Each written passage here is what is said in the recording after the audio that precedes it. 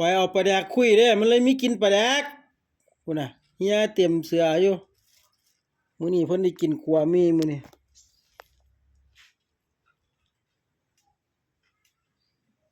หากินบ่ได้อีกแล้ว ได้กินเฉพาะวันศีลใหญ่นี่ล่ะไม่ออกพอออกเพิ่นเอาไปจังหันเนี่ยปูเพิ่นสันบ่หมดเพิ่นก็ปั่นมาให้ตัวข่อยกับเจ้าก็ได้กินนี่นะ เจ้ากินปั่นเล็กน้อยเนาะพุ่นน่ะแย่เต็มพุ่น เอาไว้แล้วไว้แล้วบ่ต้องออกโอ้ยออกให้ยังไงมันตกใส่ข้างในพุ่นน่ะต้นมาเนาะมื้อนี้เนาะเมื่อวานเนี่ยมันมาถามหาเวียกอยู่นี่ข่อยบอกว่า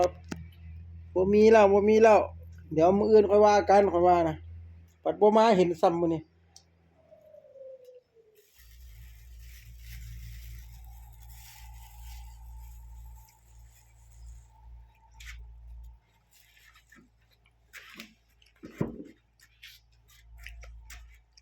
ซุปผักก็หมดแล้วซุปผักน่ะ